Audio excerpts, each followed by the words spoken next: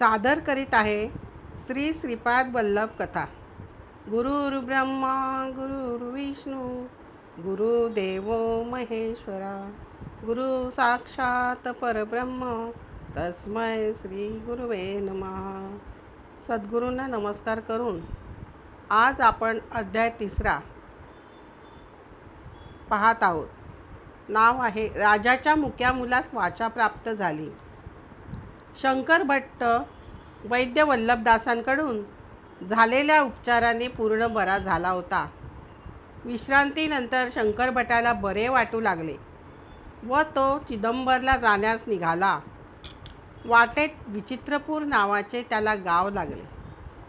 त्या गावाचा राजाही अगदी विचित्र पद्धतीने राज्यकारभार करत होता.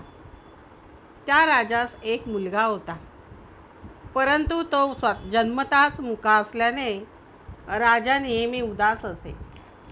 ब्राह्मणांनी लोपभूयिष्ठ म्हणजे यज्ञ कर्मलोप नावाचा यज्ञ केल्यामुळे त्याचा मुलगा मुका उपजला अशी त्या राजाची समजूत होती.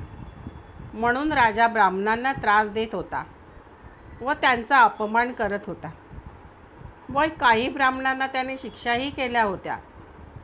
शंकर भट्ट त्या गावात आल्यानंतर त्याला राजाच्या सैनिकांनी विचारले, तुम्ही कोण आहात, कोठून आलात, कोठे चाललात? शंकर भट्ट म्हणाला, मी ब्राह्मण आहे, मी श्रीपाद प्रभूंच्या दर्शनासाठी जात आहे. त्यावर राजाचे सैनिक म्हणाले, तुम्ही ब्राह्मण आहात म्हणूनच तुम्हाला राजाने बोलावले आहे. असे म्हणून सैनिकांनी शंकर भट्टाला राजाच्या समोर नेऊन उभे केले. राजाचा दरबार बघताच तेथील कार्य करण्याची पद्धत विचित्र आहे हे लक्षात आल्यावर शंकर भट्ट घाबरला. तो भीतीने थरथर कापू लागला. त्याने मनात श्रीपाद प्रभूंचा जप सुरू केला. त्याच वेळी राजाने त्याला म्हटले, मी तुला 3 प्रश्न विचारणार आहे. त्यांची जर तू उत्तरे बरोबर दिली नाहीस तर मी तुला शिक्षा करीन. आणि राजाने त्याला 3 प्रश्न विचारले व श्रीपाद प्रभूंच्या कृपेने शंकर भट्टाने त्या 3ही प्रश्नांची उत्तरे बरोबर दिली. त्यामुळे राजाच्या दरबारातून शंकर भट्टाची सुटका झाली. विचित्रपूर नगर सोडून शंकर भट्ट पुढच्या मार्गाला लागला. 3 दिवसांच्या प्रवासानंतर 4थ्या दिवशी तो अग्रहारपूर या गावी पोहोचला. नेहमीच्या सवयीप्रमाणे त्याने एका ब्राह्मणाच्या घरासमोर उभे राहून ओम भिक्षां देही, ओम भिक्षां देही असे म्हणत भिक्षा मागितली. परंतु घरातील तणावपूर्व वातावरणामुळे वैतागलेला त्या घरातला ज्येष्ठ पुरुष बाहेर आला आणि शंकर भट्टाला म्हणाला, आपण दोघेही बाहेर जाऊन भिक्षा मागू. जगाला पोचणारे श्रीपाद प्रभू आपली योग्य ती व्यवस्था करतीलच. त्यावर ते दोघे घराबाहेर निघून वाटेत असलेल्या एका पिंपळाच्या झाडाजवळ पोचले व तेथे बसून दत्तप्रभूंचे भजन करू लागले. तेवढ्यात तेथे विचित्रपूरच्या राजाचे सैनिक आले व शंकर भट्टाला म्हणाले, आमच्या युवराजांना बोलता येऊ लागले आहे म्हणून राजेसाहेबांनी तुम्हाला बोलावले आहे.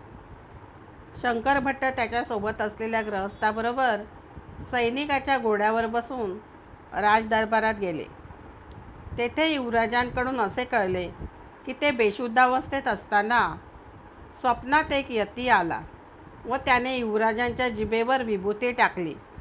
त्यानंतर युवराज जागे झाले आणि दिगंबरा दिगंबरा श्रीपाद वल्लभ दिगंबरा, दिगंबरा दिगंबरा श्रीपाद वल्लभ दिगंबरा या मंत्राचा जप करू लागले. त्यांना चक्क बोलता येऊ लागले. आश्चर्यच घडले. त्यावर राजाने शंकर भट्टाला सांगितले, श्रीपादांच्या कृपेने हे सर्व घडले आहे, तरी तुम्ही त्यांच्या बाबतीत आम्हाला सविस्तर माहिती सांगा, म्हणजे मीही श्रीपादांची नेमाने उपासना करीन. राजाला खूपच आनंद झाला होता, कारण त्याचा मुका मुलगा बोलू लागला होता. म्हणून तो शंकर भट्टाचा शोध करत तिथपर्यंत सैनिकांना त्याने पाठवले होते. मनोनी व्हावया माया तरण, धरावे एक सद्गुरु चरण, रिघावे तया अनन्य शरण, भवभय हरण तात्काळ. मनोनी व्हावया मायातरण, धरावे एक सद्गुरुचरण, रिघावे तया अनन्य शरण, भवभय हरण तात्काळ. श्रोते हो, श्रीपाद श्री वल्लभांच्या कृपेमुळे राजाचा मुलगा जो जन्मताच मुका होता त्याला वाचा प्राप्त झाली. तुम्हाला कथा कशी वाटली? कथेला लाईक व सबस्क्राईब करा व कमेंटमध्ये जरूर सांगा. या कथा वाचल्याने व ऐकल्याने आपल्या घरातील संकटे व दुःखे दूर होतात, साडेसाती नाहीशी होते व आपल्या संसारामध्ये सुख व आनंद प्राप्त होते. धन्यवाद.